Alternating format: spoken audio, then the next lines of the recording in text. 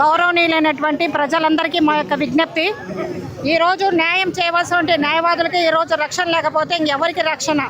So ఒక న్యాయవాది తను ఏమి వాళ్ళ ఫాదర్ హెల్త్ బాగాలేకున్నప్పుడు ఒక ట్యాబ్లెట్స్ తీసుకొస్తున్నప్పుడు అక్కడ 3 టౌన్ అంటే రూరల్ సిఐ గారు అంటే శ్రీకాంత్ గారు వాళ్ళ సిబ్బంది అంతా కూడా ఆపినారు. సో మన డాక్యుమెంట్స్ చూపించమన్నారు. సరే అబ్బాయి డాక్యుమెంట్స్ చూపించాక రెడీ అయినాడు, అంటే ఆర్సీను తర్వాత ఆ పిల్లోని యొక్క లైసెన్స్. కానీ ఆ టైంలో చాలాసేపు టైం తీసుకుంటా అంటే, సార్ నేను కొంచెం మా నాన్న హెల్త్ బాగాలేదు, నేను ఆ లైసెన్స్ అదే నా ఉన్నాయి నేను చూపిస్తానంటే చాలా వల్గర్గా మాట్లాడుతూ మీరు ఎప్పుడు చెప్తే అప్పుడే చూపించాల్సిందని చెప్పి మాట్లాడడం జరిగింది. ఎందుకు సార్ నేను అడ్వకేట్, ఒకసారి నా మాట వినండి అని దానికి ఇస్తాను సార్ మా అబ్బాయిని తీసుకెళ్ళి కొట్టడం జరిగింది. ఇది చాలా అన్యాయము. మేము బారు తరపున ముక్త కంఠంతో దీన్ని ఖండిస్తున్నాము. సీఏ గారి పైన యాక్షన్ తీసుకునేంత వరకు ఈ ఉద్యమాన్ని ఆపే ప్రసక్తే లేదని చెప్తున్నాను నేను. అవును సార్, ఇది అంతేకాదు ఇంతకుముందు సాయి అని జర్నలిస్ట్ అబ్బాయిని కూడా కొట్టినారు, మీ జర్నలిస్ట్ని కూడా జరిగింది అదే విషయం. Man handling. మొన్న ఒక లేడీ అడ్వకేట్ అమ్మాయి కమిషనర్ అంటే నథింగ్ బట్ జడ్జు, అమ్మాయి వచ్చేసి అక్కడ సర్ఫేస్ యాక్ట్ మీద పోతా ఉంది, మాకు రక్షణ ఇవ్వండి అంటే అమ్మాయిని కూడా ఇష్టానుసారం మాట్లాడినారు. అంటే న్యాయవాదులకి ఏం గౌరవం లేదా ఇక్కడ? ఇంకా న్యాయవాదులుగా లేకపోతే ఇక ప్రజలకు ఏం గౌరవం ఉంటుంది? మేము ఖచ్చితంగా ఆయన సస్పెండ్ చేసేంత వరకు వదిలిపెట్టే ప్రసక్తి లేదనుకుంటున్నాను యాజ్ ఎ బార్ ప్రెసిడెంట్ గా. నమస్కారం అండి. నాకు పోలీసు మీద ఏ కోపం లేదండి, కానీ నాకు మర్యాదగా మాట్లాడండి సార్. మీకు మేము మర్యాద ఇస్తున్నాం కదా, అడిగిన దానికి ఇంత చేశారు వీళ్ళు. నేనైతే అమర్యాదగా మాట్లాడలేదు. మా తల్లిదండ్రులు దూషించి వాళ్ళ మీద కూడా కేసులు పెడతామని చెప్పారు. ఏమన్నా మాట్లాడితేనో నైట్ కూడా ఆల్మోస్ట్ ఇక్కడ 8:30-9 వరకు పెట్టుకుని అప్పుడు మళ్ళీ వదిలేరండి.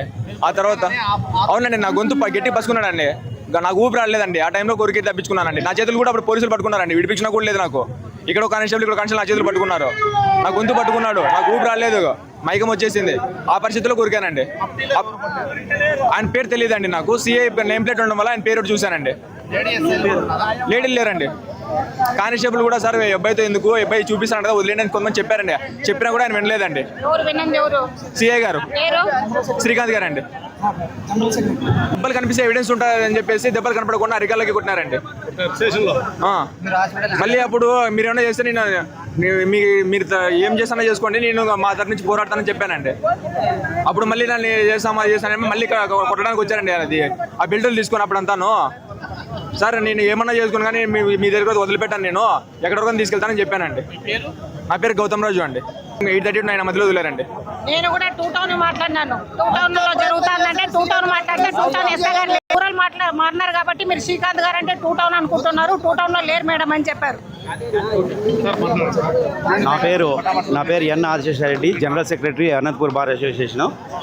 నిన్న ఏదైతే మా అసోసియేషన్ సభ్యుడు గౌతమ్ రాజు అయినటువంటి జూనియర్ న్యాయవాది అయినటువంటి గౌతమ్ రాజు నరిగమ్మ టెంపుల్ కళ్యాణదుర్గం రోడ్లో వెహికల్ వేసుకొని వాళ్ళ ఫాదర్కి ఏదో బాగలేనందువల్ల ట్యాబ్లెట్స్ షుగర్ ఎక్కువైనందువల్ల ట్యాబ్లెట్స్ కోసం స్పీడ్గా వెళ్తూ ఉన్న క్రమంలో ఒక్క సిఐ గారు తప్ప డ్రెస్లో ఎవరు లేరు. అందరూ కానిస్టేబుల్స్ ఎవరనే విషయం కూడా తెలియదు. వాళ్ళంతా యూనిఫామ్లో ఎవరు లేరు, అందరూ మఫ్టీలో ఉన్నారు.